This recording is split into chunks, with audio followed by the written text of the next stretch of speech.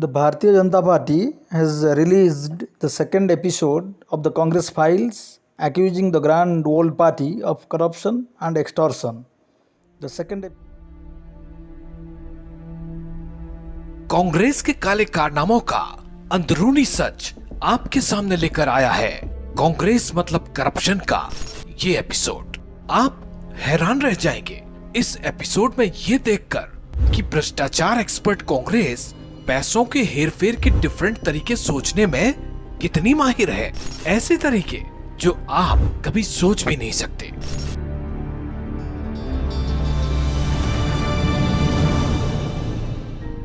एक नजर डालते हैं FATF की रिपोर्ट पर। FATF की रिपोर्ट जिसमें अब तक आतंकवाद को फंडिंग करने वाले पाकिस्तान जैसे देशों की केस स्टडीज होती थी, आज उसमें गांधी परिवार के भ्रष्टाचार की केस स्टडी हो रही है। इसी से जुड़ा है यस बैंक के को-फाउंडर राणा कपूर का बयान जो उन्होंने ईडी को दिया। राणा कपूर ने ईडी के सामने खुलासा किया कि उन्हें प्रियंका गांधी से MF हुसैन की बनाई हुई एक पेंटिंग खरीदने के लिए मजबूर किया गया।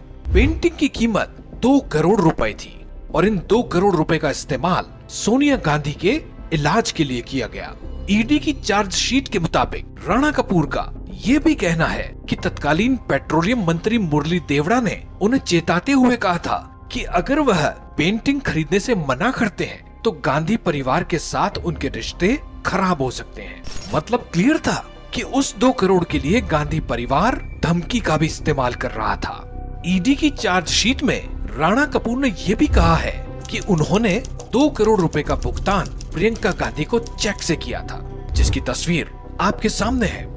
1 मई 2010 को तत्कालीन यूपीए सरकार में मंत्री मुरली देवड़ा के बेटे मिलिंद देवड़ा ने राणा कपूर को एक पत्र लिखा, जिसके माध्यम से राणा कपूर पर दबाव बनाया गया कि वो पेंटिंग को खरीदने के लिए प्रियंका गांधी को पत्र लिखें। इसके अलावा कई अन्य मैसेज भी नजर आते हैं जिनमें ये साफ देखा जा सकता है कि मिलिंद देवड़ा इस पेंटिंग को खरीदने के लिए लगातार दबाव बना रहे थे।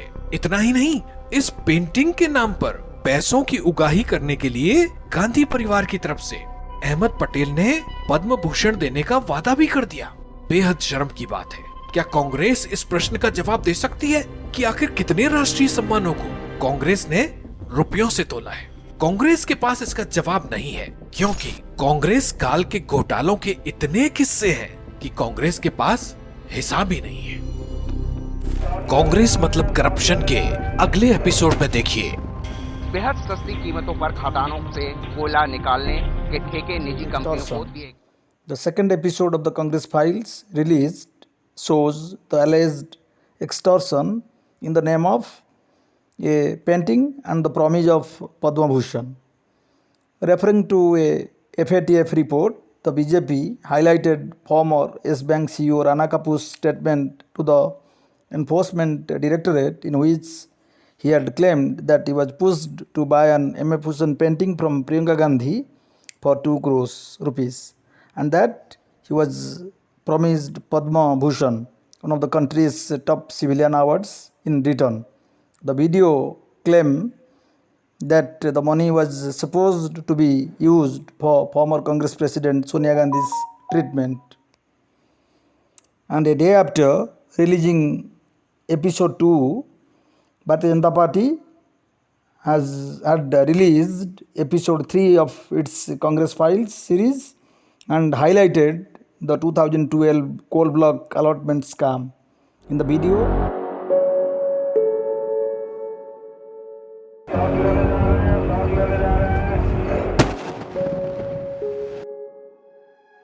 वो कहावत तो आपने सुनी ही होगी, कोयले की दलाली में हाथ काला। ये कहावत ही नहीं, सच्चाई भी है। साल 2012 में कोयले की दलाली में कांग्रेस का हाथ ही काला नहीं हुआ था, बल्कि कांग्रेस की यूपीए सरकार पर कालिख पुत गई थी। बेहद सस्ती कीमतों पर खदानों से कोयला निकालने के ठेके निजी कंपनियों को दिए गए।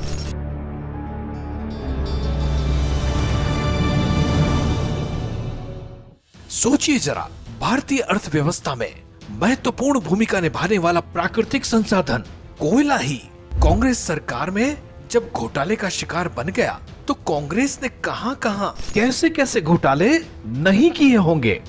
बहरहाल कोयले पर लौटते हैं। कांग्रेस नीति यूपीए सरकार के मुखिया थे मनमोहन सिंह। मनमोहन सिंह जब दूसरी बार प्रधानमंत्री बने थे तो उन्होंने जनता से कई वादे किए थे। हालांकि उनके कार्यकाल में उनके वादों की कम और घोटालों की ज्यादा चर्चा हुई। छवि वाले प्रधानमंत्री मनमोहन सिंह की दूसरी पारी में एक के बाद एक इतने घोटाले सामने आ चुके हैं कि अब तो समझ में नहीं आ रहा कि इस देश को सिस्टम चलाता है या फिर घोटाले। साल 2004 से 2009 के बीच हुए घोटाले में करीब 100 कंपनियों को नियमों के विरुद्ध जाकर कोयला खदानों का आवंटन किया गया था। बेहद सस्ती कीमतों पर बगैर नीलामी के खदानों से कोयला निकालने के ठेके निजी कंपनियों को दिए गए थे। इस घोटाले से देश को करीब 1,86,000 करोड़ का नुकसान हुआ था।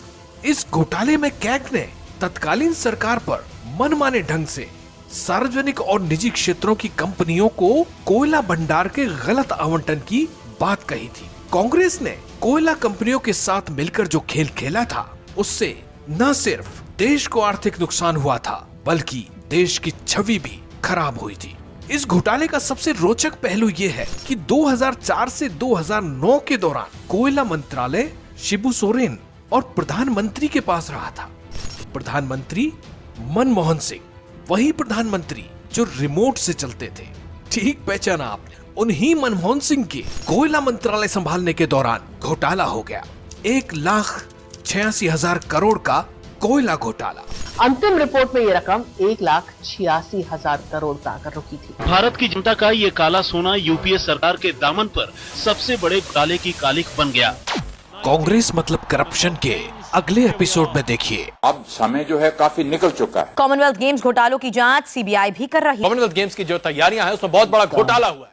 In the video, the Saffron Party claimed that India suffered a loss of rupees 1,86,000 crores as a result of the coal scandal. Bureau report, Kalinga Chronicle TV.